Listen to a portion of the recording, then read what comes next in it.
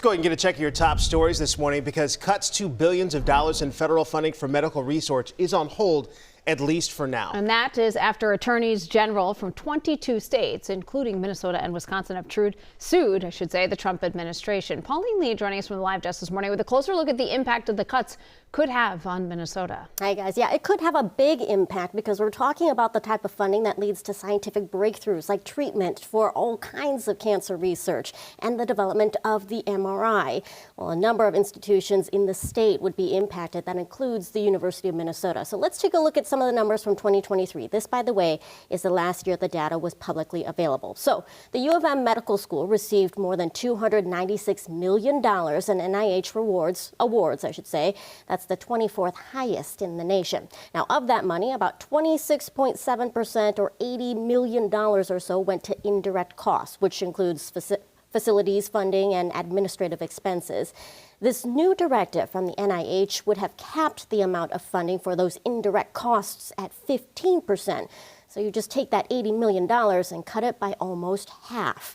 In a statement to the U community, President Rebecca Cunningham warned of the serious consequences these cuts could have had, saying that the federal government's recent notice calling a 15% indirect cost rate on all new awards from the National Institutes of Health is a direct attack on our ability to advance the university's public service mission, and it has created fear and uncertainty across our community.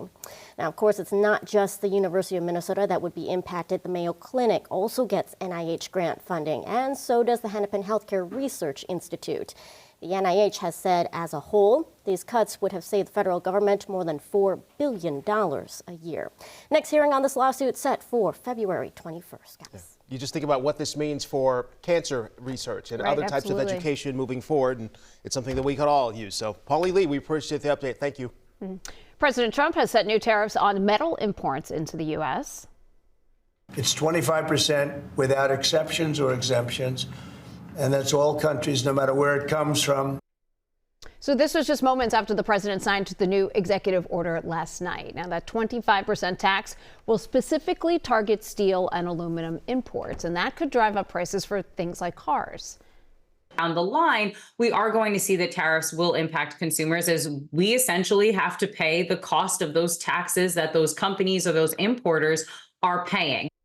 So while Minnesota factories could also feel the increased costs, the tariffs could help some Minnesota mining companies. Meanwhile, retaliatory tariffs on U.S. goods are already kicking in. New overnight, the EU said that the U.S. tariffs, quote, will not go unanswered. China has placed a tax of up to 15% on coal, liquefied natural gas, and crude oil. The president today will host Jordan's King Abdullah, and the timing here is interesting because President Trump recently doubled down on his proposal to take over Gaza and permanently relocate millions of Palestinians to neighboring countries, including Jordan.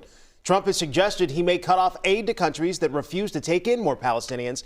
VP J.D. Vance, meanwhile, is in Paris, France right now for a summit on artificial intelligence.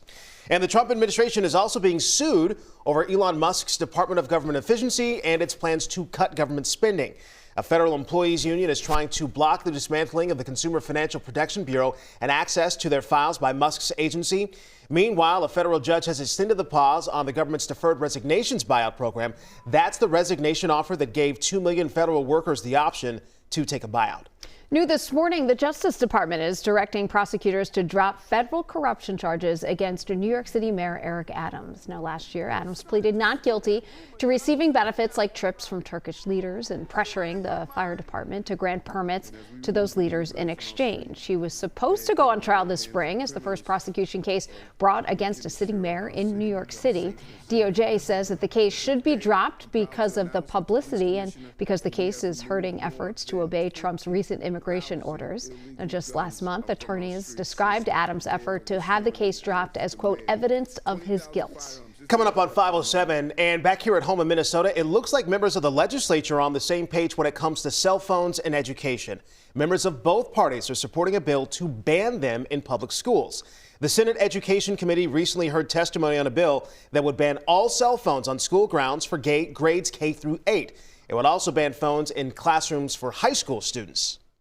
We heard stories of kids taking pictures of tests, taking and sending pictures of one another without consent, and sending naked pictures to classmates in group chats. For me, it's about making sure that students are able to focus on learning and that we try to mitigate the negative impacts of screen overuse and misuse in the classroom.